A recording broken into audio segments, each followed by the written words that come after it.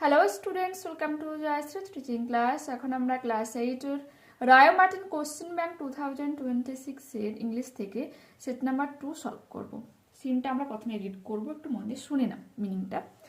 As John went under the waves, যখন বা যেহেতু জন ঢেউয়ের মধ্যে প্রবেশ করেছিল বা ঢেউয়ের নিচে চলে গিয়েছিল, the cap came of his head, তখন টুপিটা তার মাথা থেকে বেরিয়ে এসেছিল। Soon the storm stopped, তখনই ঝড় থেমে গিয়েছিল। অ্যান্ড জন swam ashore, জন সাঁতরে কোথায় এসেছিল? তীরে এসেছিল। অ্যাশোর মানে তাহলে কি? তীর। দ্য ক্যাপ ফলোড হিম, এবং টুপিটাও তাকে কি করেছিল? ফলো করেছিল, মিনস তাকে ধাওয়া করে এসেছিল। When he got to the land, যখন সে ভূমিতে এসে পৌঁছেছিল, জন পিকড আপ দ্যাট ক্যাপ, তখন জন টুপিটাকে তুলে নিয়েছিল। অ্যান্ড র্যান হোম, এবং দৌড়ে গিয়েছিল to his mother and farm, তার মায়ের কাছে এবং সেই ফার্মের কাছে। এগেন ইন দ্য উইন্টার, আবারও শীতে, when the snow lay heavy on the fields, যখন বরফ মাঠের উপর পুরো দেখো শুয়েছিল, লেম আবৃত হয়েছিল, হেভি মানে ভারী হয়ে, মিনস ঘন একটা লেয়ার সেই মাঠের উপর বিস্তৃত হয়েছিল। He began to dream of the sea, সে আবারও সমুদ্রের স্বপ্ন দেখতে শুরু করেছিল। John went to the wardrobe, John তার আলমারির কাছে গিয়েছিল। Got out the fairy cap, এবং টুপিটাকে বের করে নিয়ে এসেছিল। And stared at it for a long moment, এবং দীর্ঘ সময়ের জন্য সেদিকে তাকিয়েছিল। Tucking it in his shirt, তার মানে শার্টে ঝুলিয়ে রেখে, he ran out to the field, সে মাঠের দিকে দৌড়ে গিয়েছিল। হি প্লেসড দ্য উইন্ড ক্যাপ, সে সেই যে তার বাতাসে যে টুপিটাকে রেখেছিল, আন্ডার আ স্টোন, একটা পাথরের নিচে, হোয়ার হি নিউ, যেখানে সে জানতো the fairy man would find it, যে পরিমাণবটা সেই টুপিটাকে খুঁজে পাবে সেটা সে জানতো, এমন একটা প্লেসে সে টুপিটাকে রেখেছিল। Then he left again for the sea, তার দেন হি লেফট, তারপর সে আবারও left again for the seas, সমুদ্রের উদ্দেশ্যে বেরিয়ে গিয়েছিল। Okay, for the rest of his life, জীবনের বাকি সময়টাতে, জন কাটিয়েছিল হাফ দ্য ইয়ার, অর্ধেকটা বছর, মানে কি 6 মাস, অন আ শিপ, একটা জাহাজের মধ্যে, অ্যান্ড হাফ অন দ্য শোর, এবং তীরে অর্ধেকটা সময়, মানে কি বললো বোঝাচ্ছে বলে তো, 6 মাস সে জাহাজে থাকতো আর 6 মাস তার সে ফার্মে থাকতো, এটা বুঝতে চেয়েছে এখানে। Till at last he owned his own boat, কতক্ষণ পর্যন্ত সে এমনটা করছিল? যতক্ষণ সে একটা নিজস্ব নৌকার মালিক না হচ্ছে, অ্যান্ড 100 একর্স ফার্মল্যান্ড, এবং 100 একরের ফার্মল্যান্ডের মালিক হচ্ছে সে। From then on he came to be known as captain turtle, ঠিক তখন থেকে তাকে কি নামে ডাকা হচ্ছে বা কি নামে সে পরিচিত? ক্যাপ্টেন টার্টল নামে। For he was as much at home on the water, কারণ সে জলের উপর তার যে ঘরে যেমন সে থাকতে পছন্দ করতো, as he was on the land, যেমন ভাবে সে ভূমিতে থাকতেই পছন্দ করতো। এখানে দেখো এই যে at home on the water বলতে, জলের মধ্যে যে তোমার জলের উপর যে জাহাজগুলো ভেসে থাকে, সেই জাহাজকে এখানে হোম বলা হচ্ছে, ঠিক আছে? বলছে আর একটা তাকে টার্টল কেন বলা হচ্ছে? কারণ টার্টল কি, কচ্ছপ একটা জলচর প্রাণী, সে মানে স্থলেও থাকে জলেও থাকে। ঠিক তেমনই জন হচ্ছে কি, অর্ধেকটা সময় বছরে অর্ধেকটা সময় থাকতো তোমার জাহাজের, অর্ধেকটা সময় সে তার ফার্মে কাজ করতো, এই জন্য তাকে কিন্তু টার্টল বলা হচ্ছে। দেখো, state whether the following statements are true or false. তো দেখো ফার্স্ট প্রশ্ন কি রয়েছে?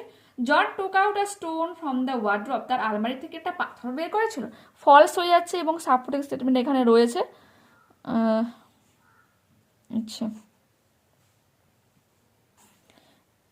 যে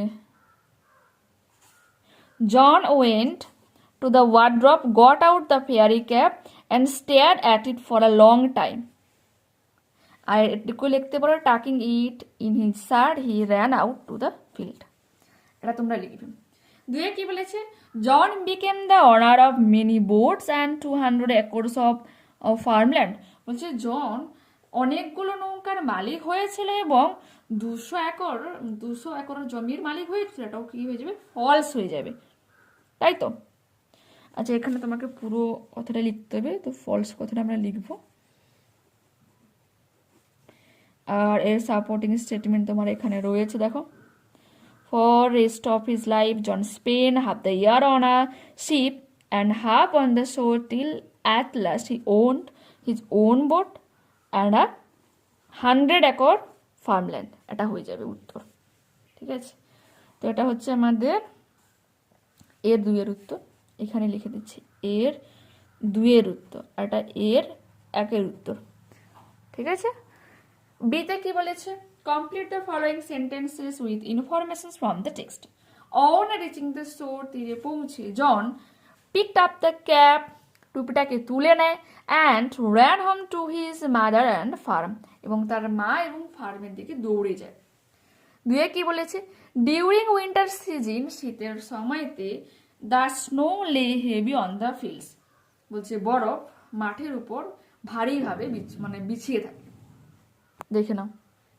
ওকে, নেক্সট পেজ ওপেন করো। Answer the following questions. Why was John called captain turtle, জনকে কেন ক্যাপ্টেন টার্টল নামে ডাকা হতো? John was called Captain Turtle because he was as much at home on the water as he was on the land.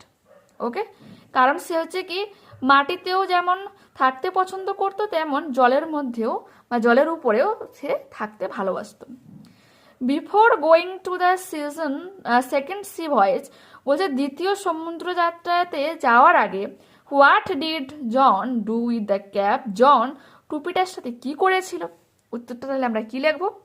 Before going to the second sea voyage, দ্বিতীয় সমুদ্র যাত্রায় যাওয়ার আগে, John placed the wind cap under a stone, John রেখে দিয়েছিল সেই বাতাসি টুপিটাকে একটা পাথরের নিচে।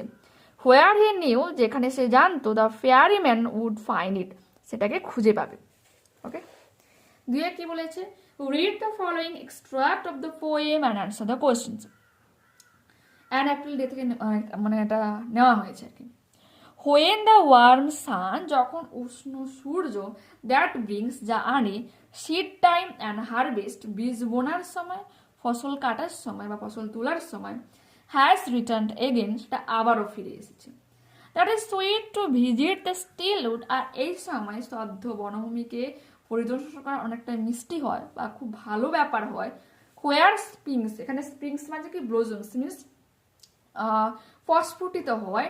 তো first flower of the plain, সমভূমির প্রথম যে ফুলটা ফুটে। I love this season well, আমি ঋতুটাকে ভালোবাসি। হুইন ফরেস্ট গ্ল্যাডস আর টিমিং, আচ্ছা গ্লেডস মানে কি, বনভূমির একটা ফাঁকা জায়গা যেখানে তোমার বড় বড় ঘাস ফুটে থাকে। ঠিক আছে, ঘাসগুলো হয়ে থাকে সেই জায়গাটাতে। ওই যে জঙ্গলের সেই ফাঁকা জায়গা বা তৃণভূমি আর টিমিং পুরো ভরাট হয়ে থাকে, মানে প্রচুর পরিমাণে হয়েছে। উইথ ব্রাইট ফর্মস, ঠিক আছে, উজ্জ্বলতার সাথে ভরে রয়েছে। নর ডার্ক, না কালো, অ্যান্ড মেনি ফোল্ডেড ক্লাউডস, না ভাঁজ করা মেঘগুলো, foretell the coming on of storms, যা হচ্ছে কি ঝড়ের সম্ভাবনাকে নিয়ে আসে না। Okay, choose the correct alternative কি রয়েছে দেখো। The first flower of the plain blossoms in the, দেখো কেন ব্লুজমস মানে কি এই স্প্রিংস, বলছে সমভূমির প্রথম যে ফুলটা প্রস্ফুটিত হয় কোথায়, স্টিল উড, দেখো এই স্তব্ধ বনভূমি। তো অপশন নাম্বার সি হয়ে যাবে এখানে সঠিক উত্তর। 2 কি বলেছে, ইন স্প্রিং, বসন্তে, the dark and many folded clouds, কালো এবং ভাঁজ করা মেঘগুলো, do not foretell the arrival of the, কোন জিনিসের বার্তা নিয়ে আসে না, এটা হয়ে যাবে কি স্টর্মস, ঝড়ের। Answer the following questions. Pick out a line from the poem suggests the time of the day, বলছে কবিতার সেই বাক্যগুলোকে বলো বা লাইনগুলোকে বলো যা সাজেস্ট করছে যে এখন সময়টা হচ্ছে দিন। তো উত্তরটা এখানে রয়েছে, when the warm sun that brings, এই লাইনটা তোমরা লিখবে। বলেনি যে সেন্টেন্স কমপ্লিট করতে, আমাকে লাইন বলেছে তো আমরা একটা লাইন এখানে লিখবো। ওকে, আনসিন প্যাসেজে দেখো, kho kho is one of the oldest traditional games of India. Kho kho যা হচ্ছে কি ভারতের অন্যতম ট্র্যাডিশনাল একটা গেম, সব থেকে পুরনো আর কি, ওয়ান অফ দ্য, পুরনো যে সমস্ত খেলাগুলো রয়েছে তার মধ্যে সব থেকে পুরনো একটা খেলা কি খো-খো। অরিজিনেটেড ফ্রম মহারাষ্ট্র, মহারাষ্ট্র থেকে এখানে উৎপত্তি হয়েছে। The the first rule book of the game was written by Balgangadhar Tilak. বলছে এই যে গেমের যে রুলসগুলো রয়েছে, নিয়মগুলো রয়েছে, সেগুলো লেখা হয়েছিল বালগঙ্গাধর তিলকের দ্বারা। Who is the father of the game kho kho, যাকে খো খো খেলার জনক বলা হয়। ওকে, ইন মারাঠিতে kho means go and chase. Kho মানে কি যাও এবং ধরো। জাস্ট লাইক ইট সে, যেন এটা বলছে, the game is all about speed. এই খেলাটা হচ্ছে তোমার গতির, প্যাশন অ্যান্ড প্ল্যানিং, পরিকল্পনা। This game requires teamwork and quickness, এবং এই গেমের জন্য প্রয়োজন হয় দলবদ্ধতা বা দলগত কাজ এবং কুইকনেস, দ্রুততা। ফর স্টুডেন্টস, ছাত্রছাত্রীদের জন্য this is the best game to play. এই খেলাটা হচ্ছে সব থেকে খেলার জন্য উপযুক্ত বা ভালো ডিউরিং টিফিন ব্রেকের সময়।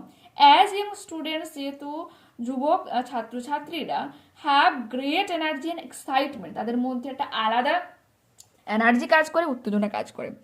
Every second of the game, এই গেমের প্রত্যেকটা মুহূর্তে বা প্রত্যেকটা সেকেন্ডে ইনভলভস ডোজিং, ফাঁকি দিয়ে দৌড়ে পালানো, স্প্রিন্টিং দৌড়ানো, অ্যান্ড ট্যাগিং, মানে বদ্ধতা, একসূত্রে গাথা।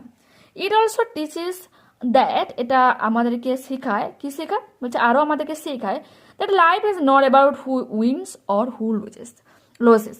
বলছে এই খেলার মানে বা এই খেলাটা আমাদেরকে বোঝায় যে জীবন মানে হেরে যাওয়া বা জয়ী হওয়া, এটা কিন্তু নয়। It is about enjoying every moment, এর মানে হচ্ছে প্রত্যেকটা মুহূর্তকে উপভোগ করা। Of our lives to the fullest and creating memories with our loved ones. বলছে এই গেম খেলার মূল উদ্দেশ্য কি, উপভোগ করা জীবনের প্রত্যেকটা মুহূর্তে আনন্দে এবং নতুন নতুন কিছু মেমোরি বা স্মৃতি সঞ্চয়ের মাধ্যমে তোমার প্রিয় মানুষদের সাথে ক্রিয়েট করে জীবনটাকে উপভোগ করা প্রত্যেকটা মুহূর্তের জন্য। Okay, fill in the chart with appropriate information from the passage. এই প্যাসেজ থেকে তোমাকে কিছু তথ্য দিতে হবে।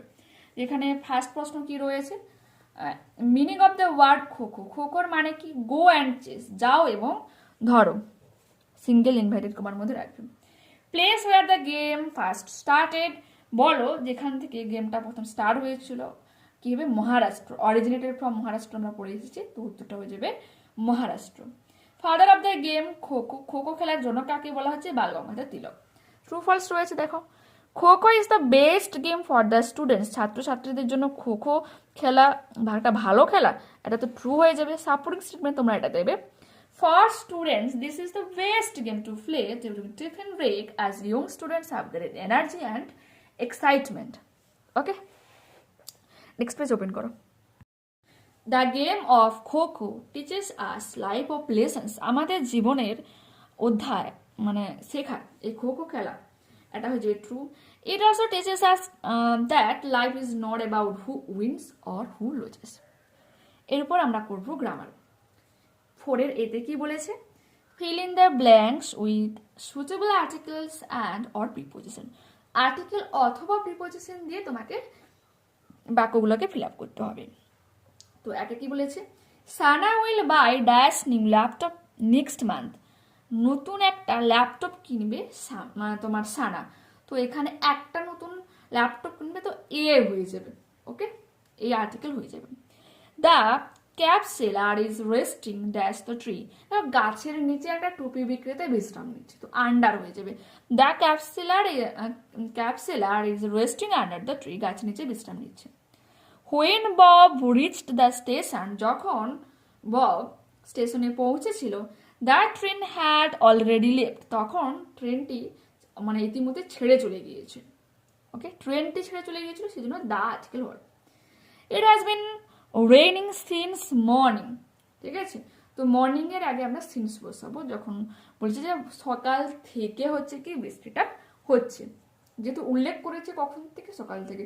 যদি টাইম উল্লেখ করা থাকতো তখন আমরা কিন্তু ফর কথা ইউজ করতাম, ফর কথাটা। ডু অ্যাস্ট্রাক্টেড কি রয়েছে, the boys are playing football change the voice. তো এটা দেখো তোমার প্রেজেন্ট কন্টিনিউয়াস টেন্স রয়েছে। তো এর চেঞ্জের নিয়মটা কি, সাবজেক্টটা যেটা তোমার সাবজেক্টটাকে অবজেক্ট করতে হবে, অবজেক্টটাকে সাবজেক্ট করতে হবে। তো ফুটবল সাবজেক্ট হিসেবে বসলো, আর প্লেইং, যখনই দেখবে প্রেজেন্ট কন্টিনিউয়াস টেন্সের ভয়েস চেঞ্জ হবে, তো সাবজেক্টটাকে আমাকে অবজেক্টটাকে তাহলে শুরুতে কি বসতে হবে, সাবজেক্ট হিসেবে বস করাতে হবে। তারপরে তোমার সেই সাবজেক্ট অনুযায়ী হয় এম অথবা ইজ অথবা আর কথাটা বসবে। তারপরে হয়ে যাবে বিং, BING। তারপরে বসবে ভার্বের থার্ড ফর্ম। তারপরে হচ্ছে কি বাই যোগে সাবজেক্টটা অবজেক্ট হিসেবে বসে যায়। এখানে সেই ফর্মুলা কেটেছে, দেখে নাও। Football is being, playing, play main verb, তো প্লেড হয়ে যাবে বাই, তারপরে সাবজেক্ট এখানে অবজেক্ট হিসেবে বসলো the boys.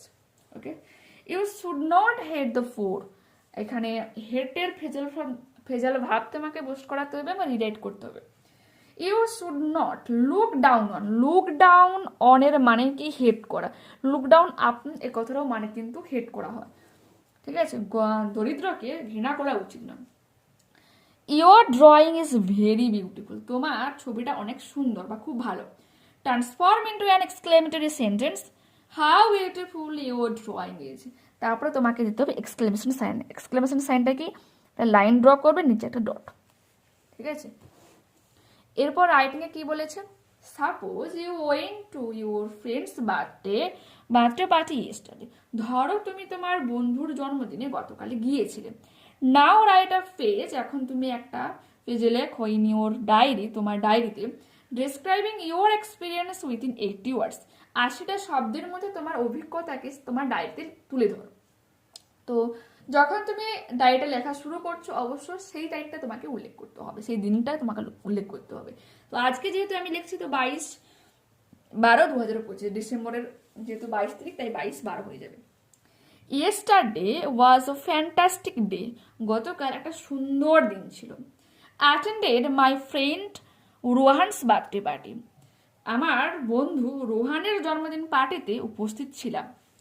The house was decorated with colourful balloons and streamers, বলছে বিভিন্ন রকম সাজগোজের জিনিস যেমন কালারফুল বেলুন স্ট্রিমার্স দিয়ে গোটা ঘরটাকে ডেকোরেট করা হয়েছিল। মেনি ফ্রেন্ডস ওয়ার দেয়ার, অসংখ্য বন্ধু বা অনেকজন বন্ধু সেখানে উপস্থিত ছিল। We played fun games like musical chairs and pass the parcel, আমরা অনেক মজার খেলা খেলেছিলাম। কি ধরনের খেলা, দেখো, মিউজিক্যাল চেয়ার খেলেছিলাম এবং খেলা এবং pass the parcel. There was a huge chocolate cake, সেখানে ছিল অনেক বড় একটা chocolate cake, which was delicious, অনেক সুস্বাদু ছিল। এভরিওয়ান ওয়াজ হ্যাপি অ্যান্ড লাফিং অ্যালট, প্রত্যেকে খুবই আনন্দ করেছে, হাসাহাসি করেছে। Received a nice return gift too, এমনকি একটা সুন্দর রিটার্ন গিফটও পেয়েছিলাম। It was an unforgettable experience, এটা না ভোলার মতো একটা অভিজ্ঞতা। ওকে, তো দেখে নাও, সমস্ত ওয়ার্ডগুলো ইজি রয়েছে। চকোলেট, এটা CHOCOLAT, দেখে নাও। লাফিং, LAUGHING। আনফরগেটেবল, UNFORGETTABLE, ঠিক আছে। তো দেখে নাও, পরবর্তী ক্লাসে তাহলে আবারও দেখা হচ্ছে। অবশ্যই তোমরা চ্যানেলের সঙ্গে থেকো। যদি তোমাদের এই ভিডিওটা ভালো লেগে থাকে, প্লিজ একটা লাইক বাটনে ক্লিক করো, হাই বাটনে ক্লিক করো, কমেন্টে তোমাদের মতামত জানাও। ওকে, বাই।